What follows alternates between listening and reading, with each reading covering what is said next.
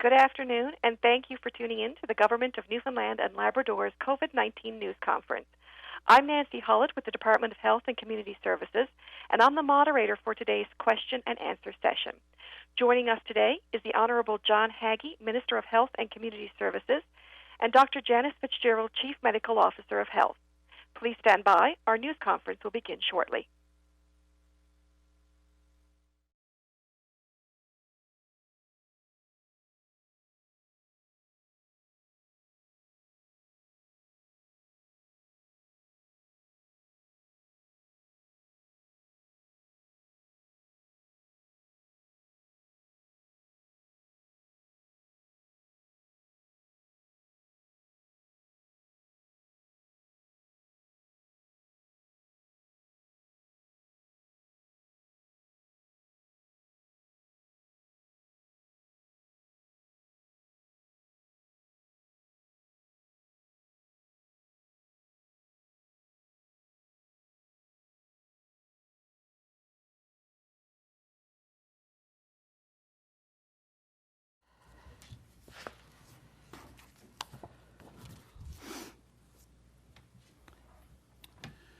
Good afternoon, everyone.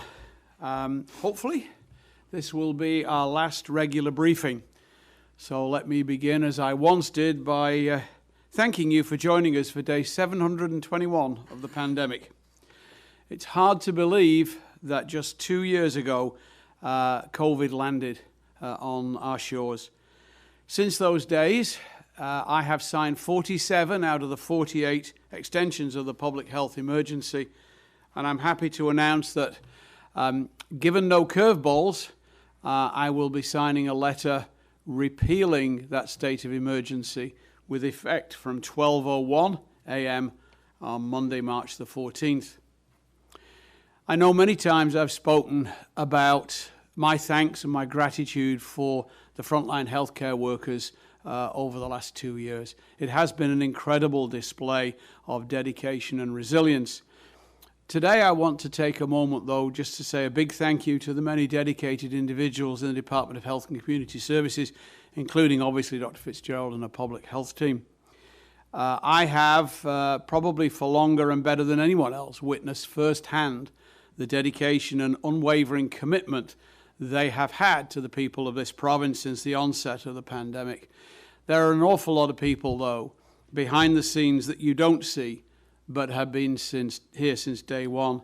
Despite the long hours, and it has been long hours, days, weekdays and weekends, our core public health team is still the same as it was on day one. And that certainly speaks for itself. Not once did I see their passion for the work they were doing ever fade. So thanks. It's not just the public health team. Know that it made an enormous difference to our situation today.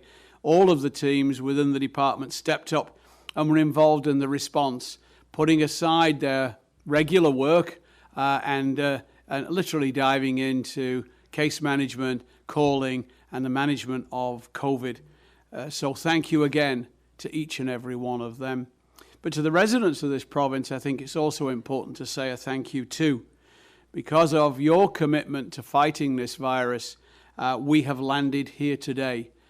You stepped up, you abided by public health guidelines, and we lead the country, and I would perhaps argue even the world, in terms of our vaccination rates. They are second to none.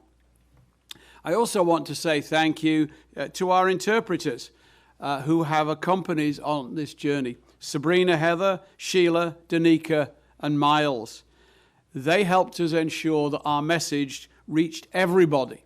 And indeed, I would say they set the standard for other COVID briefings across Canada. Lastly, I'd like to thank the media. I have done before, but again, it's only appropriate to round out this way for keeping the people of this province informed about COVID-19. And they were instrumental in keeping everybody apprised of the changes that sometimes came fast and furious, but allowed us to be nimble and end up where we are today. So with that, I'm going to hand it over to Dr. Fitzgerald for her update. Dr. Fitzgerald. Thank you, Minister. Good afternoon, everyone, and thanks for joining us on what I hope will be our last COVID briefing. So 2 years ago this week, many of us were going about our regular activities. The east coast of the province had not long dug out from Snowmageddon. Winter getaways and St. Patrick's Day festivities were being planned. In the background, the word coronavirus was starting to make its way into daily conversations, and at that time, we really didn't know how this virus was about to change our lives. Friday marks the 2-year anniversary for our first COVID briefing. Since then, we have lived with uncertainty, worry, sadness, but we also saw the best in humanity. We adapted to the new reality, we supported one another, even if we couldn't be together in person, and we celebrated our essential workers. On Monday at 12:01 a.m., we will close one chapter and begin a new one. As the Minister said, public health emergency will be lifted and all special measures orders will come to an end, and we will then embark on a new normal. Many thought when this day came that COVID would be over. Unfortunately, COVID is not over. We continue to see circulation of the virus. It has been a tricky and persistent nemesis from the beginning. On many occasions, we thought we were almost out of the woods and COVID threw us another curveball. And here we are 2 years and several variants later. COVID is still with us in the form of a milder illness. Our active case count is now 3,675. And our total case count to date is 28,103. We know that the actual number of people in our province that have had COVID is much higher, likely about 15 to 20% of our population. The combination of a milder variant, a high vaccination rate, and growing immunity through natural infection is significantly reducing the impact of COVID-19. Despite the fact we have community spread, our hospitalization rate remains stable and manageable, and we currently have 20 people hospitalized due to COVID-19 severity. This tells us that the time is right to take the next step in reopening. As I indicated last week, some public health measures will stay with us. Masking will continue to be strongly recommended, at least until mid-April. When we start to see milder weather and activities moving outdoors, we expect this COVID wave to subside. Good hygiene will always be important, so ensuring we have clean hands and covering our coughs and sneezes helps keep everyone healthy. It is also important to stay home if you are sick. Self-isolation and testing for cases and contacts are not under special measures orders and will still be in effect after March 14th. So please refer to our website for the latest guidance if you test positive for COVID or are a contact of a case. COVID-19 vaccines will continue to be available. I strongly encourage everyone who is eligible to get vaccinated, whether it's a primary series or booster. Even if you have been infected with COVID, you should still get vaccinated or boosted. Once your symptoms have resolved and your isolation is finished, you can receive the vaccine. We will continue to look to guidance from the National Advisory Committee on Immunization with regard to the future use of COVID-19 vaccines. We may need to adapt again in the fall as cold weather approaches and as we start to move our activities indoors. We know that respiratory viruses start to circulate more, and COVID will more than likely be among them. We don't know just what that will look like or how well our immunity will hold up over time, and it may mean new approaches to managing the virus and pivoting once again. We know that for a very small segment of the population, COVID-19 will be a severe illness, and most of those people will go on to recover. However, it is statistically inevitable that with thousands of cases, we will lose some people to COVID-19. We see the same pattern annually with influenza, which can be a very serious respiratory illness for some people. Sadly, we are reporting 4 new deaths to COVID-19 today. We send our condolences to the loved ones of these individuals. I know it can be hard to reconcile reopening when there are individuals succumbing to a COVID infection. Make no mistake, every life lost is a tragedy, no matter their age, vaccination status, or health status. Everyone has it in their power to protect themselves by masking, keeping your contacts low, distancing from others, and avoiding high-risk situations such as crowded gatherings. When we get in our car, we put on our seatbelt to protect ourselves, and we follow the rules of the road to ensure everyone stays as safe as possible. No matter how much care we take while driving, accidents still happen. But we continue to drive each day knowing that risk is there, and life is full of risks, but we have to go on living. And while scheduled COVID-19 briefings are coming to an end, we will continue to report COVID trends in the province. We are developing a new interactive dashboard which will go live on Monday. Most of the data will be updated Monday, Wednesday, and Friday, with the exception of age and vaccination status of those who have died due to COVID-19. As these are such small numbers, we only update in groups of 10 to protect privacy. This dashboard will replace the department's regular COVID news releases and social media posts, and it will look different than our current COVID data hub, with more condensed information. With so many people now availing of rapid tests at home, PCR testing is not reflecting the full scope of testing. The new dashboard will therefore not report the number of PCR tests administered. Likewise, if you have tested positive on a rapid test at home, you will not see that number in a public report. Self-reporting positive rapid test also does not provide you with any official documentation of your COVID infection. The self-reports are a tool for public health surveillance to monitor COVID-19 trends. In time, we will start to adjust our recommendations on testing and isolation, focusing on those who are at highest risk of severe illness. Going forward, all changes to public health guidance will be communicated through news releases, social media, and our COVID-19 website. We ask that you stay tuned to the latest information so that you can make the best decisions for yourself and your family. There are so many people who helped our province get through the worst of COVID-19. Too many to thank here today, but I do want to acknowledge our amazing staff in the regional health authorities who have been on the front lines of our response to COVID-19. And I also want to thank our core public health team in the department. This remarkable group has worked many long, hard hours, making very difficult decisions. You may not know their faces as you do mine, but the contribution they have made to this province is truly immeasurable. Last but not least, I want to thank the people of the province. Public health lives in the community. It lives in the day-to-day decisions and actions that each of us make. You made the choice to listen, follow the guidance, and get vaccinated. You made us the most highly vaccinated population in Canada and perhaps the world. You did what you needed to do to protect one another. And that's what we are best known for, and I'm so proud to call this place home. We may not agree on all things all the time, but it is certainly fair to say that we care deeply for this province and for one another. That is the beacon we must follow moving forward. I know that whatever comes our way, we can rely on the people of our province to step up and do what's right. And from the bottom of my heart, I thank you. And for the last time, I hope, hold fast, Newfoundland and Labrador. Thank you. Thanks, Dr. Fitzgerald. Before I hand it over to Nancy, I just wanted to provide a bit of a clarity about the vaccine mandate. While the Vax Pass will end on March the 14th with the easing of restrictions, the COVID-19 vaccine regulations remain in place till June the 1st.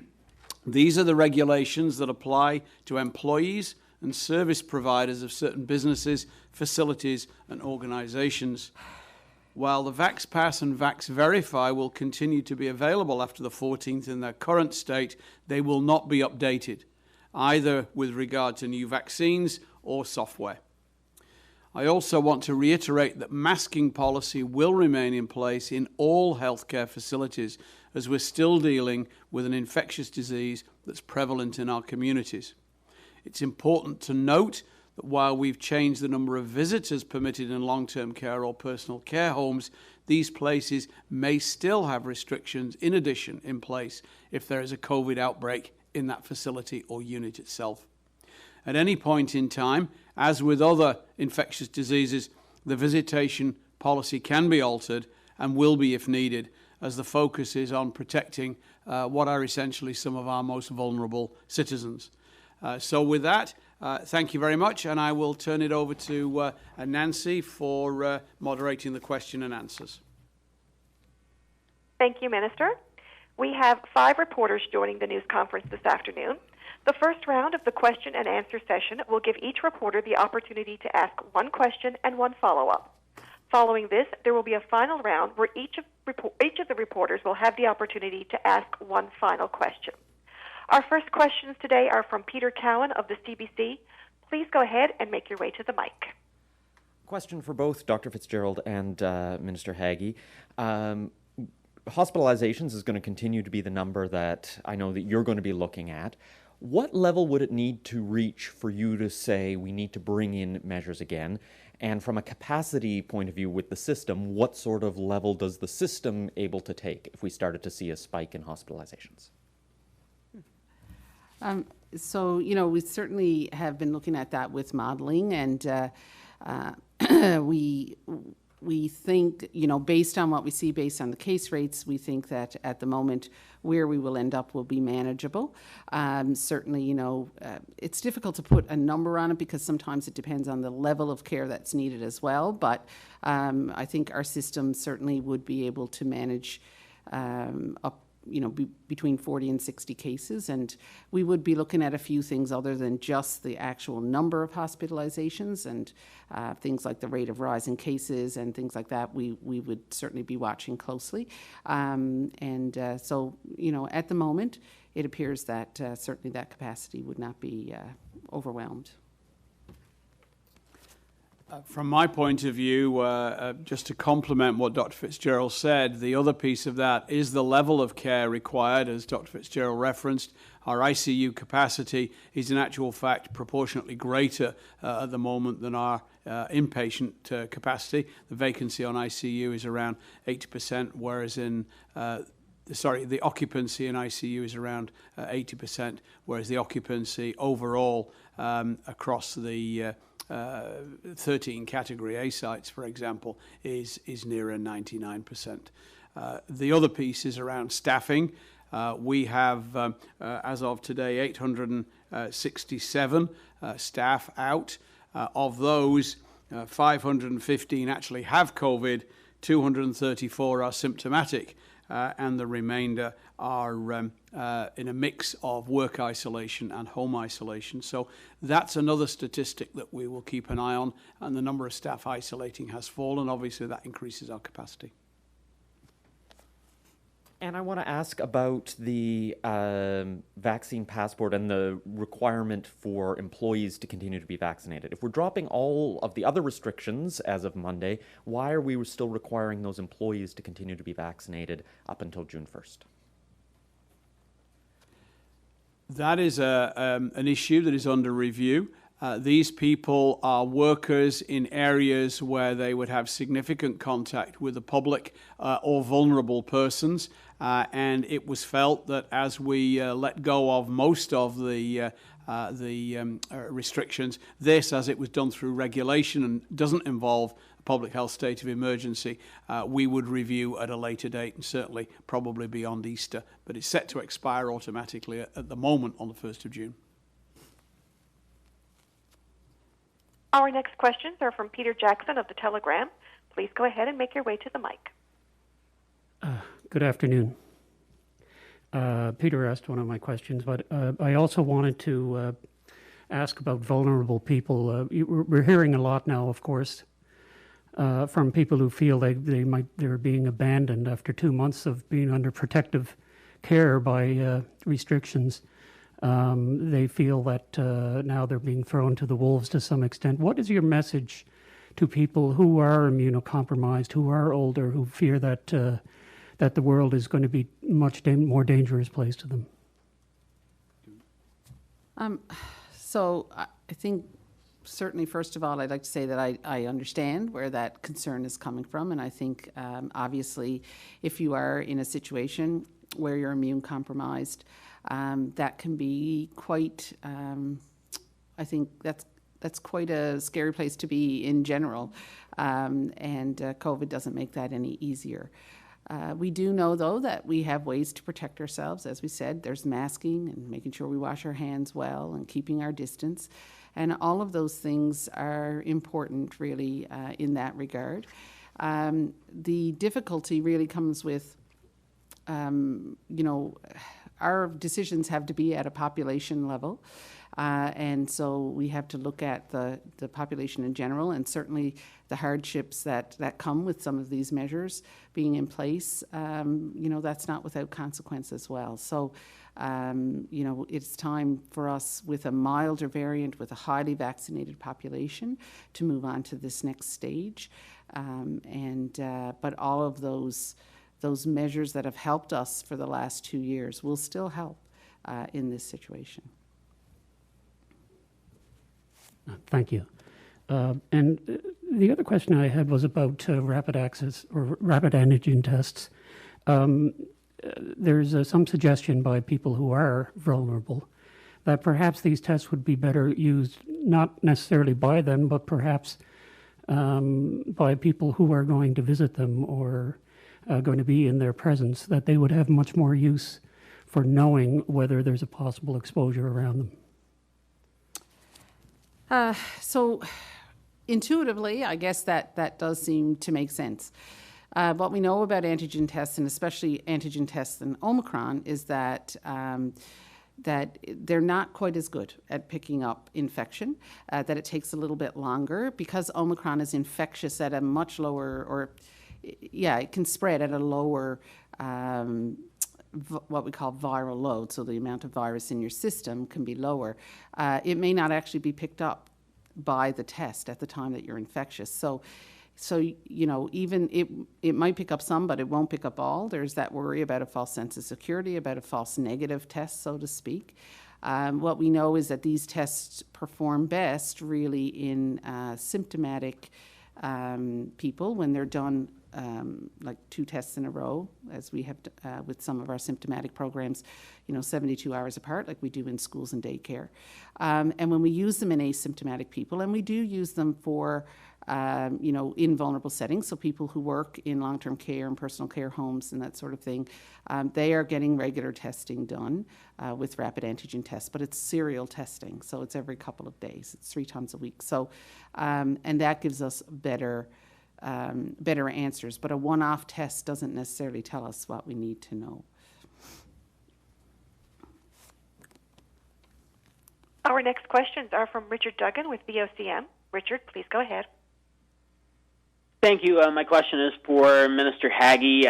You mentioned that the plan is to repeal the public health emergency effective as of 12:01 Monday morning. Can you just explain what exactly that means in terms of public health and what they're able to do? What it means is that the authority for issuing special measures orders by the Chief Medical Officer of Health is rescinded in the sense of population-based orders like vaccine, about isolation and testing and visitors, those kind of things that we've become used to and we've discussed in this forum. The Chief Medical Officer of Health and indeed the Regional Medical Officers of Health still have authority under the Public Health and Health Promotion Act to issue individual specific requirements related to infectious diseases. But this kind of blanket approach is lifted, and we go back to using the more traditional tools of public health from a legislative framework. What we are looking to do is to allow people to transition to a newer normal. And with COVID now circulating so widely in our communities, I'm wondering what the future is of the wastewater testing that we've been doing. Is that something that the province will be continuing with? Yes, so we are continuing with wastewater testing and certainly looking at how we will use that as part of our surveillance going forward.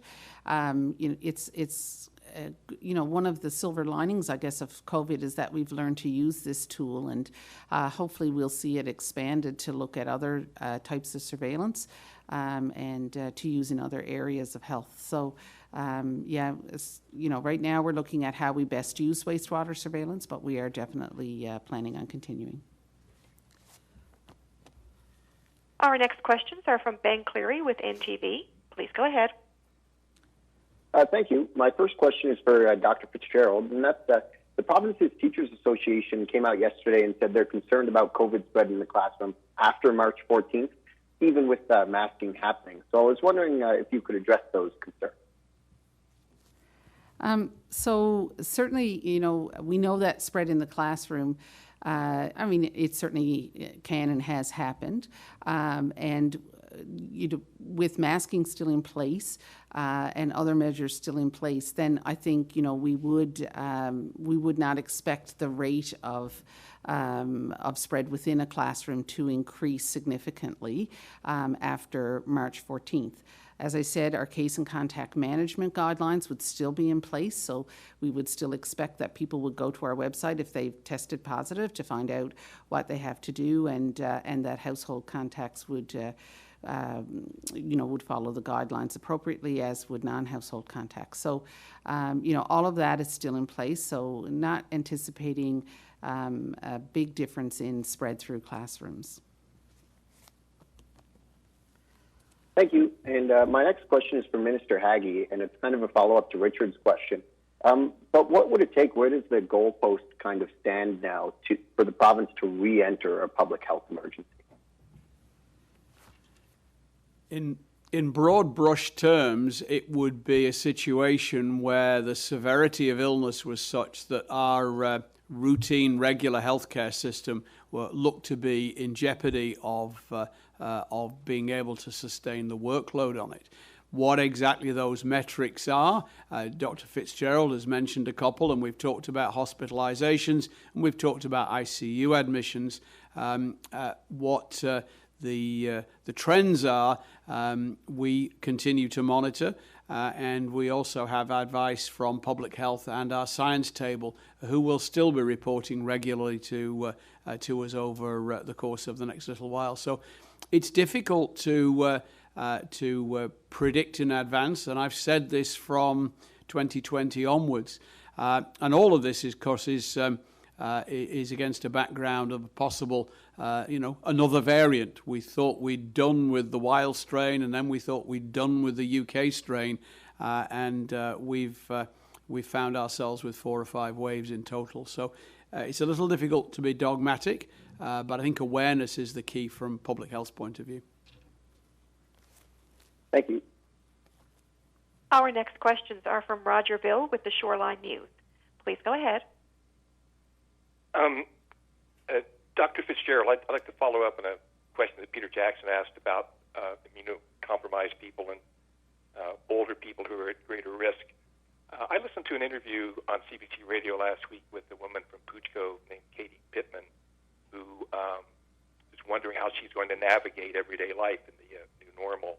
And while she can make decisions like not visiting her grandson and not going to the coffee shop and not going to movies, she said, I still have to go to the grocery. What are the pros and cons of leaving some restrictions on things that people have to do essentially for another couple of weeks as you transition to this new normal? So I think that we have to move forward at some point, and we've looked at what our vaccination rate is, and we've looked at the disease severity itself, and so we've made decisions based on that information.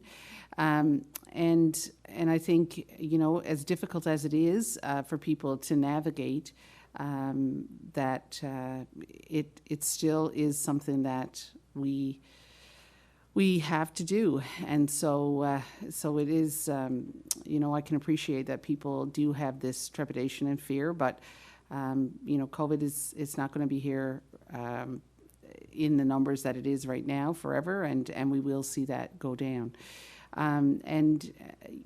All of those same measures that we've used over and over again, wearing a mask and keeping your distance, washing your hands well, if we stay home when we're sick, all of those things will continue to protect not just yourself, but other people as well.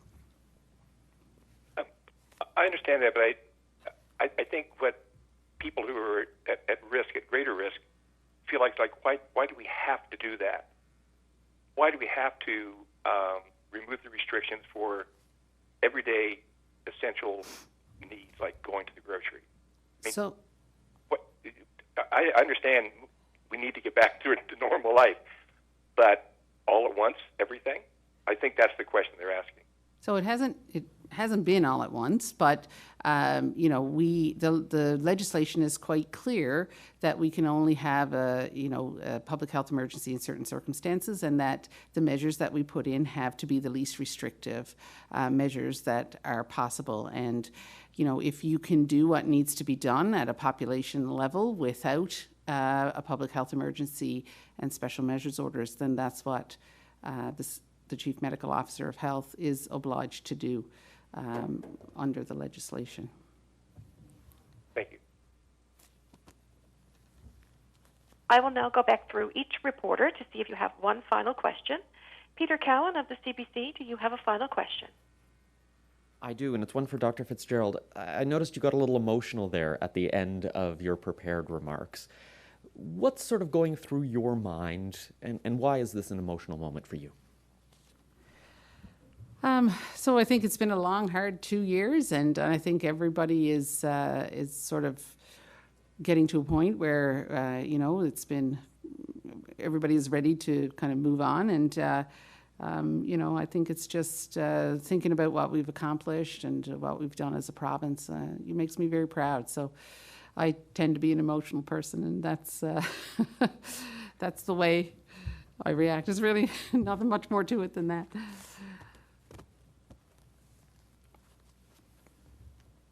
Peter Jackson of the Telegram, do you have a final question? Yes, I do. We're certainly not the first jurisdiction in Canada or even the world who's decided to just drop the whole protective system and try to go without it. Is there anything you've learned or seen from other jurisdictions, such as the United Kingdom or even a couple of other provinces that have already dropped them, that would be cause for either concern or optimism? So I think we have seen that some provinces have lifted measures, and they are seeing a reduction in case counts. It's difficult to compare us to other provinces because we're not exactly the same. We don't have the same vaccination rates. We don't have the same natural immunity. So we have to think about that. I think we've always watched things closely, and certainly the analytics team, the modeling team, they've watched things closely. So we'll continue to do that, but at the moment, we certainly haven't seen anything that would make us change tack. Richard Duggan with the OCM, do you have a final question? I do. It was March 14th of 2020 that we reported our first case of COVID, and now on Monday, March 14th, 2 years later, we're scrapping a lot of the mandatory masking, et cetera. Dr. Fitzgerald, I was just wondering, how does it feel for you? Is this kind of like a full circle moment to be able to lift these 2 years to the day? Actually, I didn't even realize the connection there until well after we had made the decision. So, but it is quite remarkable. I mean, we certainly felt that this spring we would be the time that we had to think about moving this way, and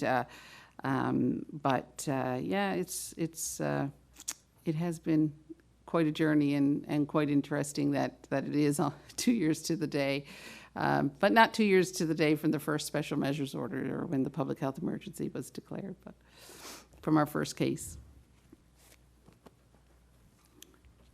Ben Cleary with NTV, do you have a final question? Yes, I do. Thank you. It has to do with the NL VaxPass and the COVID Alert app, the apps we have because of COVID. Should people delete those on March 14th, or should they keep them on their phone just in case? why would you delete them? I mean, if you've got them working, and I don't know yet what the federal requirements are. You don't know what international requirements are for travel, so that might be a factor. If you're running out of storage, then by all means get rid of it. Roger Bill with the Shoreline News. Do you have a final question? Yes, I do, since I seem to be the last reporter in the last media briefing of the emergency period. On behalf of the journalists who've been doing this, let me say thank you for Dr. Fitzgerald and Dr. Haggie for being available, and thanks Susan Hollett and Jillian Hood, who deal with us getting these things organized. Not easy for them. Excuse me. A last question. We keep hearing that the new normal is going to, COVID's going to be like an influenza-like statistic is what we should expect. I went back and looked at the influenza data for the last 5 years in the province, and we averaged 20 influenza deaths a year. In the last 2 months, we've already had 47 COVID deaths.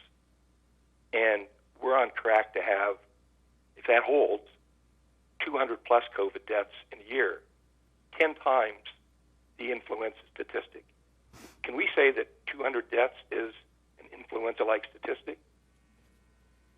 So I think we need to take that 200 number we need to look at that very carefully, because we don't anticipate we're going to have this level of COVID circulating in the community for the rest of the year, which would, have to be happening to have the same number of deaths. And the thing you have to remember about influenza is that is of confirmed reported cases. So those are only people who have influenza, who have gotten tested for influenza and have been admitted to hospital. So it doesn't really take into account people who get influenza and don't get admitted to hospital, and there are lots of those.